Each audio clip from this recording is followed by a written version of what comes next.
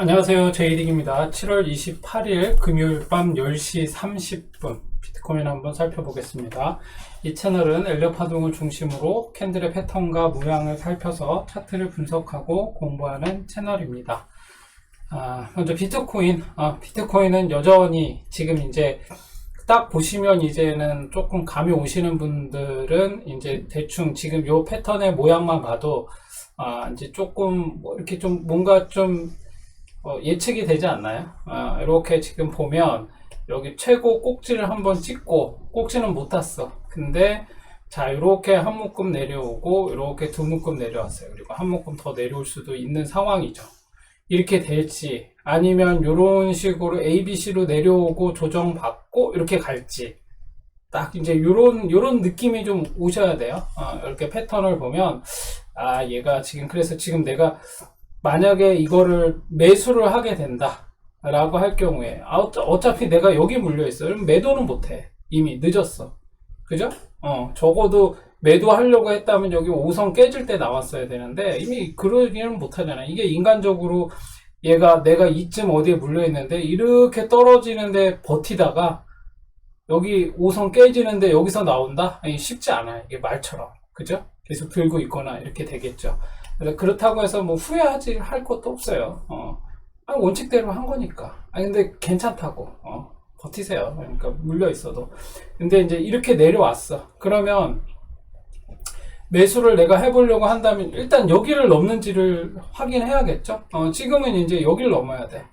지금 왜냐하면 이때만 해도 여기를 넘어야 됐죠. 이 자리를 넘어야 자 요때만 해도 요때만 해도 이때가 언제예요? 이때가 7월 25일, 26일만 해도 여기를 넘느냐 안 넘느냐 얼마? 여기 3457불을 넘냐 마냐 이거에 따라서 결정이 됐는데 이미 이제 이 타이밍은 넘어갔어. 그 말은 뭐죠? 이제 지금 얘가 여기에 올라올 때만 해도 여기까지 올라오면 조정이 이렇게 해서 끝난다 라고 보고 생각하고 이제 기대하면서 매수를 노려볼 수 있는 생각이었는데 이제 여기는 멀어졌어. 그죠?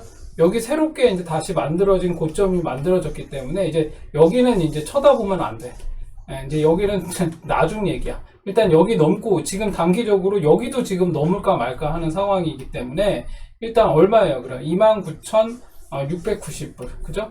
29,690불을 넘어야 여기를 일단 1차로 넘어야 이제 여기 그죠? 여기 3469불 자리인가요? 요 자리를 이제 노려볼 수 있어. 그죠? 여기 3457불이네요. 제가 잘못 얘기했네. 3457불. 그죠? 요 자리에요. 그래서 여기가 두 번째 자리. 이제 이렇게 보이는 거야. 그죠? 그러면 얘가 요렇게 A, B, C로 내려오고 요렇게 한번 만들고 그죠? 지금 양봉, 음봉인데 단기적으로 꼭지는 또 못 땄어.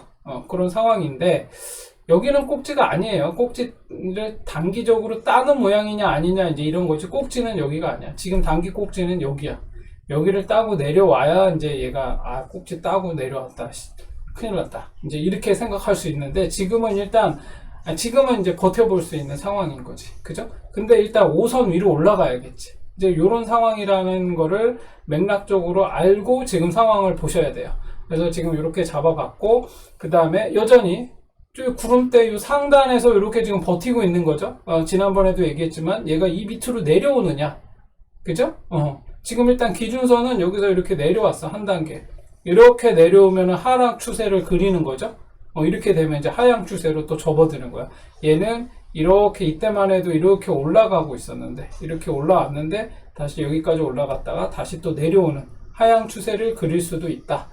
그렇게 보시면 되고 그 다음에 얘가 단기적인 추세를 그려봐도 그렇죠. 여기서 이렇게 지금 이런 추세로 지금 오고 있잖아. 그죠?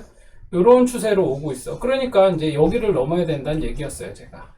근데 지금 단기적으로는 여기를 넘으면 얘가 여기를 넘으면 요 추세 라인에 요 상단을 치고 올라오는 거잖아요. 여기 지지받고 이렇게 올라가면서 또 이런 식으로 해서 이렇게 해서 여기 이 하락 추세를 깨고 올라가야겠죠. 이런 모양은 나와줘야 돼. 그래야 이제 우리는 추세가 다시 또 상승으로 전환하는구나 라고 이제 일말의 희망이라도 가질 수 있죠. 지금은 이제 이것만 놓고 알 수는 없잖아. 이것만 보고. 근데 이제 지금이 7월 28일이에요. FOMC 회의 끝났고 이제 뭐 금리 내릴 생각 없다. 더 올릴까 말까 지금 그거 고민하고 있으니까 니네 기대도 하지 마. 뭐 이제 이런 식으로 이제 얘기를 했잖아요. 그죠? 이제 오늘 제가 우리 멤버십 회원분들한테도 제가 말씀드렸지만 FOMC 회의에서 나온 결정들 그리고 매크로적인 시황을 간단하게 한번 살펴보려고 해요. 그래서 일단은 이런 연준에서 얘기한 게 뭐냐면 이제 경기의 침체 이 두 가지가 있는 거죠. 경기의 침체와 그리고 또 뭐가 있어요? 인플레이션. 이 두 가지를 놓고 이제 통화 정책을 연준에서 할 수 있는 무기가 뭐예요? 뭐 다양한 게 많은 게 있지만 가장 대표적인 게 통화 정책이죠. 통화 정책을 어떻게 할 것인가? 이제 이거를 이제 연준에서 결정하는 건데 이 인플레이션을 잡기 위해서 얘네가 기대하고 있는 거는 2%대예요. 역사적으로 계속 연준에서는 인플레이션의 어떤 적정 수준을 2%까지 끌어내려서 요 수준에서 이제 머물게 하는 거죠. 그러면서 경기 침체가 너무 심하게 오지 않도록 너무 경기 침체가 심해지면 일본과 같이 장기 침체로 가는 그거를 우리는 이제 소위 말하는 이제 디플레이션이라고 얘기하는 거죠. 인플레이션의 이제 반대로 그렇게 되는 거를 연준은 이제 꺼려 하는 거지. 이거는 더 이제 최악이니까. 그래서 경기 침체가 되더라도 인플레이션을 잡기 위해서 우리는 계속 금리로 유지할 거야. 그리고 계속 양적 완화 없어. 뭐 이제 이런 거죠. 어떤 스탠스를 계속 취하겠다는 거야. 이제 이유는 뭐냐면 일단은 과거로 우리가 이제 넘어가서 보면은 과거 70년대, 80년대 초까지 아서 번스라는 이제 연준 의장이 있었죠. 이분이 뭐 어떻게 했냐면 막 인플레이션이 막 올라가니까 이제 막 금리를 이제 고금리로 하고 막 이제 긴축 정책도 하고 막 이제 그렇게 했죠. 그렇게 하다 보니까 경기 침체의 기미가 보이고 막 이제 인플레이션도 좀 꺾이는 것 같고 해가지고 어떻게 했냐? 짧게 그렇게 고금리 정책을 이렇게 통화 정책을 그렇게 하다가 다시 금리를 내렸어. 그랬더니 그냥 죽어가던 불이 다시 켜지면서 확 올라오면서 아주 인플레이션이 되게 더 심해진 거죠. 그러면서 되게 힘든 시간을 보냈어요.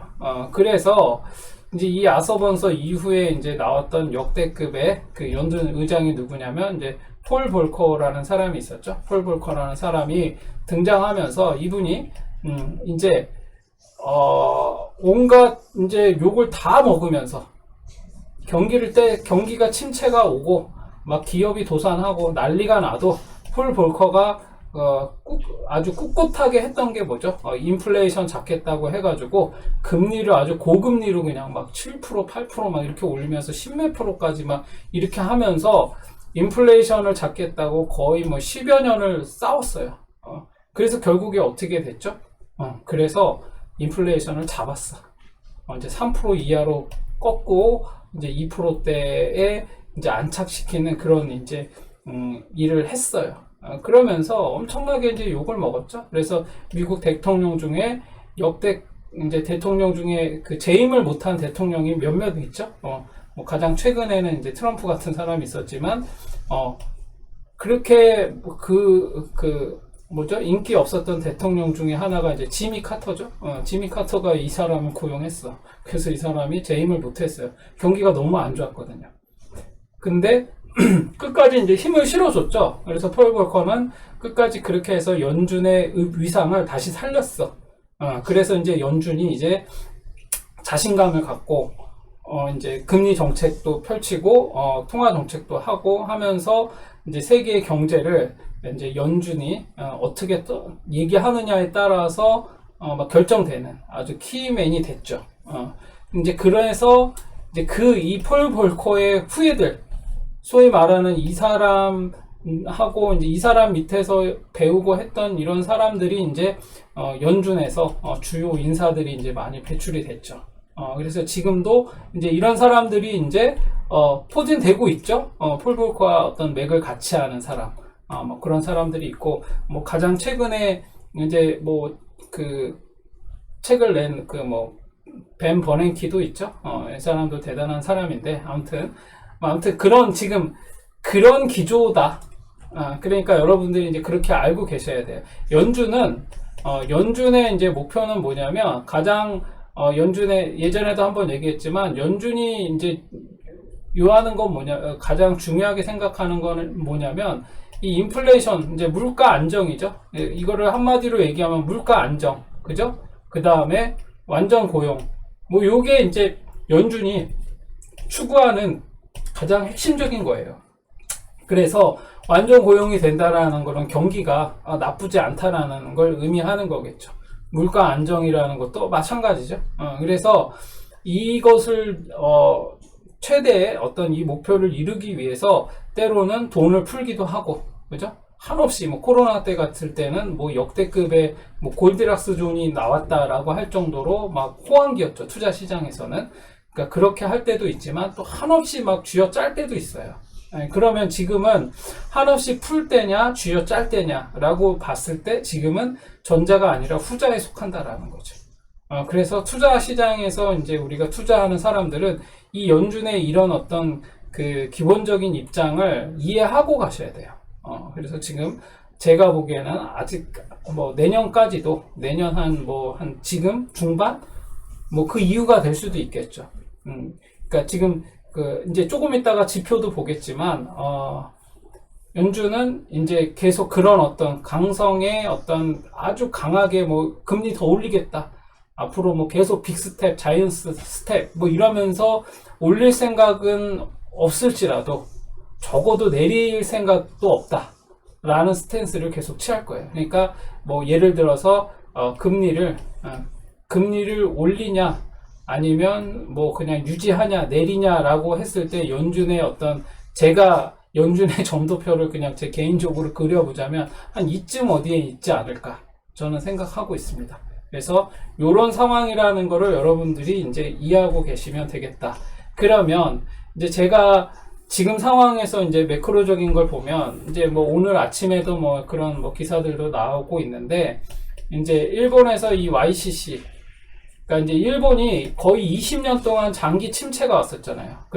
그래서 일본 정부가 해왔던 게 뭐냐면 이제 이 YCC라고 해서 이게 뭐냐면 이제 일드 커브 이제 일드 커브 컨트롤이라 그래서 이거는 채권을 그러니까 일드 커브는 뭐예요? 이렇게 장기 금리 이렇게 장단기 금리가 이렇게 그려지는 거를 이제 이거를 이제 일드 커브라고 해요. 이렇게 커브 모양으로 이렇게 그려져 있다라고 해가지고 그렇죠? 그래서 뭐냐면 제가 예전에 한번 설명해 드린 게 있는데 이게 30년물이 있고 뭐 20년물이 있고 10년물이 있고 이렇게 있으면 장기 채권일수록 수익률이 높다 그랬죠.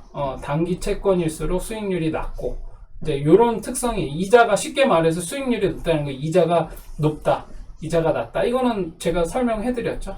돈을 빌렸는데 뭐 1년 빌린 거하고 20년 빌린 거하고는 이자가 달라지죠. 왜냐? 이 기간이 길면 길수록 돈을 받을 확률이 줄어들 수도 있기 때문에 리스크가 크기 때문에 이자가 당연히 높아야지. 그래서 이 일드 커브가 이렇게 커브 이제 시간이 이제 여기가 기간이겠죠. 여기가 이렇게 기간이면 기간이 길어질수록 여기가 여기 이제 이자라고 해야겠죠. 이자가 점점 이렇게 길어지죠. 여기가 기간이고 여기가 이자라고 한다면 수익률이 이렇게 가겠죠. 그죠? 그래서 이걸 이제 일드 커브라고 하는데 일본에서 이제 금리와 이 통화 정책 이게 이제 연관이 있으니까 일본 정부에서 이제 최근에 이제 뭐 오늘 아침에 뭐 이제 기사가 나왔는데 뭐 0.5%를 뭐 이제 더 올리냐 기준금리를 더 올리냐 마냐 이제 요런 이제 그 발표를 한다고 했는데 지금 어떻게 되는지 모르겠네. 아무튼 그래서 그 중요한 건 뭐냐면 이제 일본 정부가 이제 이 채권을 국채를 그냥 계속 사들여요. 나오면 사고 나오면 사고 하면서 어떻게 했죠? 국채를 정부가 사들인다라는 거는 통화를 이제 계속 이렇게 쉽게 말해서 양적 완화를 하는 그런 효과가 생기는 거죠. 그런 식으로 정부가 그렇게 채권을 매입을 하면서 그 컨트롤을 해왔어요. 그래서 이제 이제 YCC에 대한 어떤 정책을 이제 발표를 이제 지금 어떻게 되는지 모르겠는데, 근데 일단은 이 일본이 이 미 국채를 그러니까 외화를 보유하고 있는 것 중에 상당수 뭐 1조 뭐 6천억인가 8천억인가를 보유하고 있죠. 달러로. 그렇게 많이 보유하고 있어요. 그래서 일본 정부와 미국 정부는 이런 통화 수합도 마찬가지고 이게 밀접한 관계가 있죠. 그래서 어제였나요? 국채, 10년물 장기 국채가 또 급등했어요. 그 다음 달러가 계속 이제 꼬라박다가 급등을 또 다시 했거든요. 이제 요런 어떤 그 영향 아래에 이렇게 있었다라고 하고, 또 엔화가 또 강세로 접어들면은, 엔화가 강세로 이렇게 올라가면 일본은 또 수출을 하는데 또 이제 약간 좀 타격을 입겠죠? 그래서 엔화를 약세로 내려야 되는데, 지금 140엔인가? 뭐, 얼마 전에 봤을 때, 그 정도까지 올라왔었는데, 이제 이게 좀 컨트롤 할 필요가 있는 거죠. 그런 상황이고. 그리고 제가 이제 유심히 보고 있는, 지금 최근에 가장 유심히 보고 있는 것 중에 하나가, 이제 유가거든요. 유가를 보면 지금 유가 차트가 지금 심상찮게 됐죠.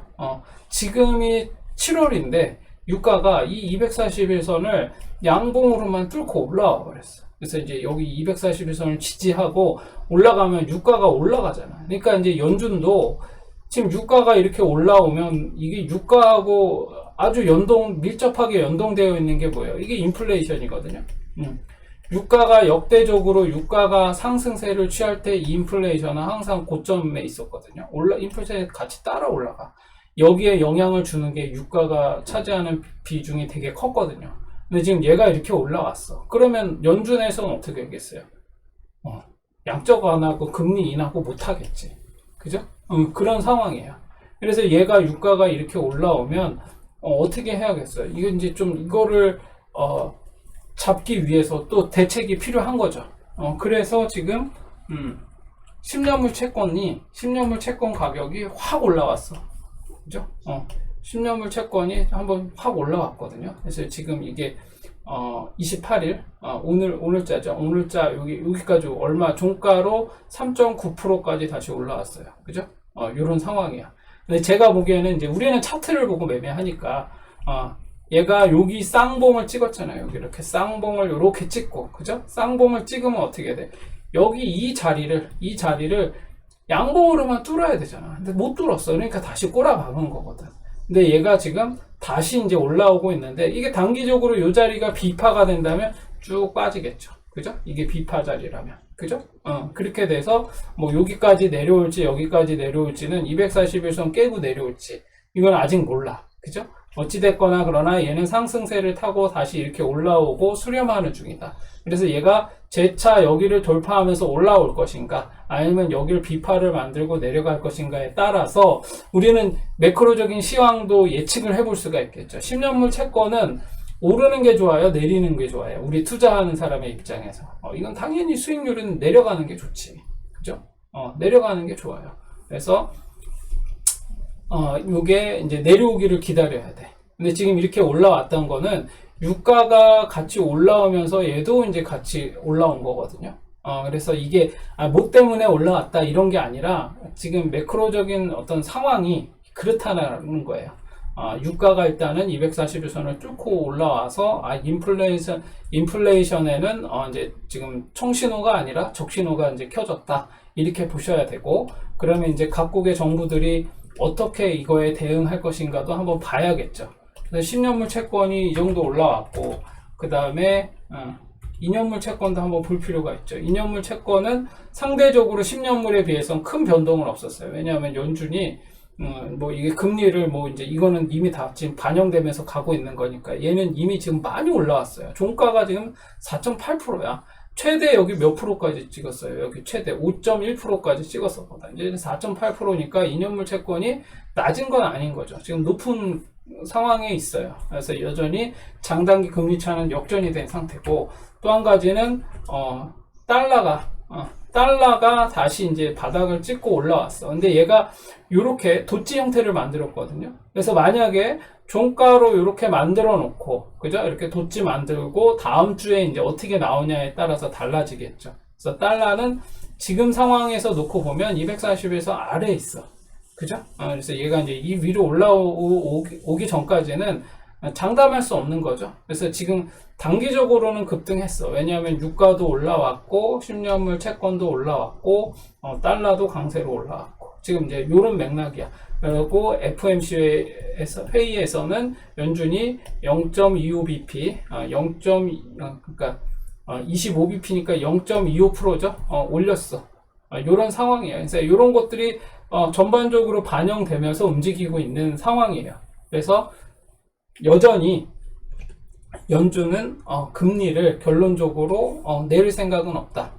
동결을 할지 올릴지, 그러니까 거의 올리는데 경기가 좀 안 좋으면 동결할 수도 있어. 이제 이런 건데 경기가 나쁘지가 않아. 기업들이 이제 실적을 발표하고 있는데 기업들 실적이 나쁘지도 않고 다우지수도 그렇고 S&P도 그렇고 나스닥도 그렇고 지금 다우지수는 엄청 올라와 있죠. 역대급 그 신고점에서 얼마 차이가 안 나. 지금 한 3% 정도밖에 차이가 안 나요. 그러니까 지금 얼마나 장이 좋은지가 지수가 그거를 이제 말해주고 있는 거죠. 그러니 연준이 무슨 금리를 내리겠어요? 그러면 투자 시장에서는 여전히 이도저도 아닌, 그러니까 어느 정도 수급에 의해서 움직이고 그것이 순환 매매를 하면서 이제 이렇게 돌아다닐 가능성도 있다. 돈이 그렇게 될 수 있으니까 지금의 상황을 그렇게 보셔야 된다.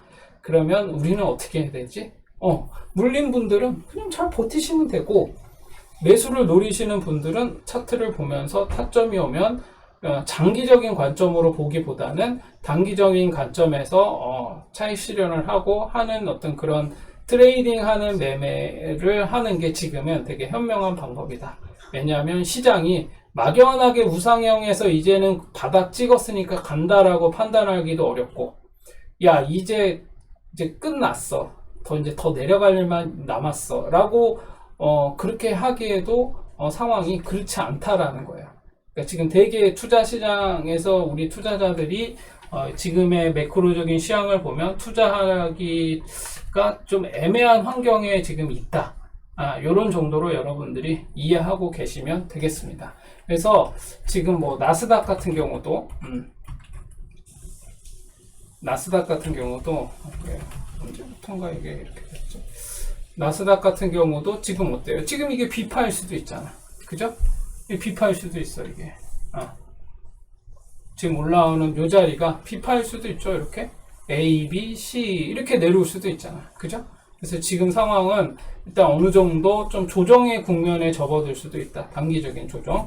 그렇게 되고, 얘가 주봉이 어떻게 만들어지냐도 중요하죠. 그래서 얘가 주봉이 지금 단기적으로 봤을 땐 이런데 내일 이제 이게 주봉 이제 마감 되겠죠? 그랬는데 얘가 이렇게 꼭지를 회복하면서 주봉 마감이 돼버리면 이건 또 갈 수도 있어. 그죠?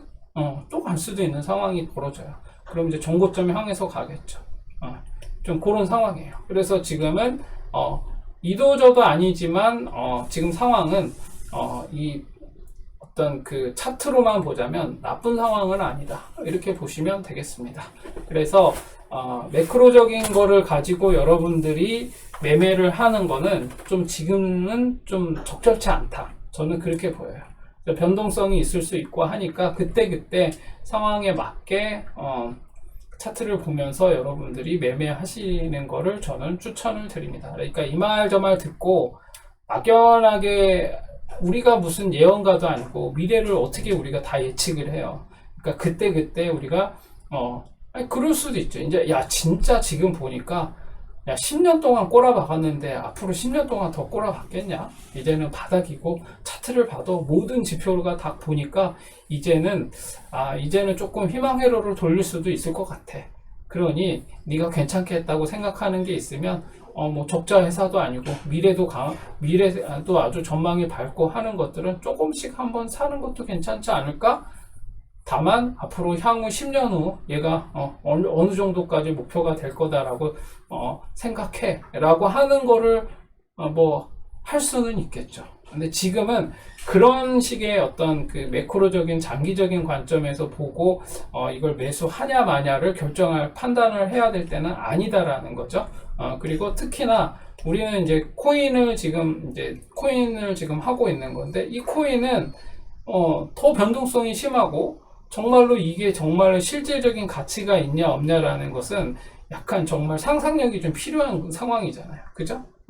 그렇기 때문에 더더군다나 그런 리스크가 있다라는 거를 감안하시고 여러분들이 매매를 하는 게 되게 현명한 선택이다. 저는 그렇게 보고 있습니다. 그래서 여러분들이 지금 상황을 그렇게 좀 냉정하게 보시면서 이말저말에 휘둘리지 않으시기를 바랍니다. 그래서 기본적으로 저는 그런 정도로 지금 보고 있고, 그 다음에 지수도 한번 보고 코스피도 한번 볼까요? 코스피도 지금 어때요? 코스피가 주봉상 지금 이제 얘가 단기적으로 꼭지를 따고 여기가 B파일 수도 있잖아요. 그죠? A, B, C 이렇게 내려올 수도 있어. 그쵸? 그러니까 얘 가자 이렇게 외치기는 힘들어. 그죠? 코스피는 어떻게 돼야 돼? 결론은 얘는 여길 넘어야 돼.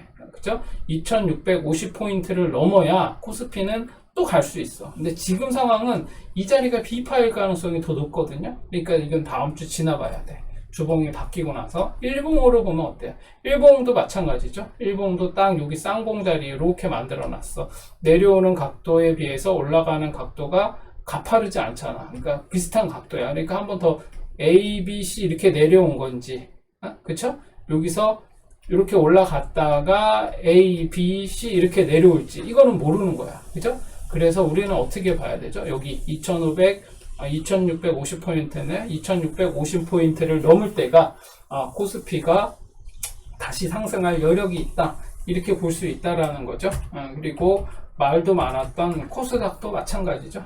코스닥도 어때요? 꼭지 따고 내려왔는데 오늘은 또 오늘 완전 상승 장악형의 양봉이 나와버렸죠. 이건 되게 코스닥은 이 모양이라면 더 다음 주에도 갈 것 같아요.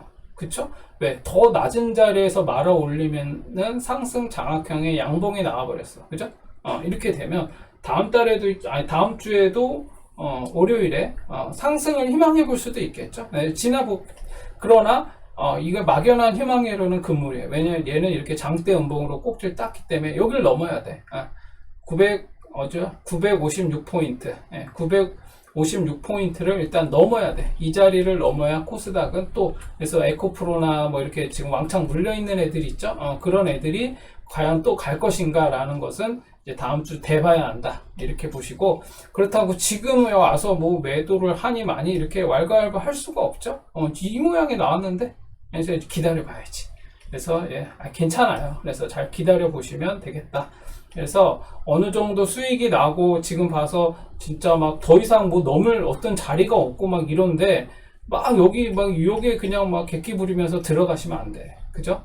그래서 잘 현명하게 대처하시기를 바랍니다. 그래서 매크로적인 시황은 이 정도로 마무리하겠습니다.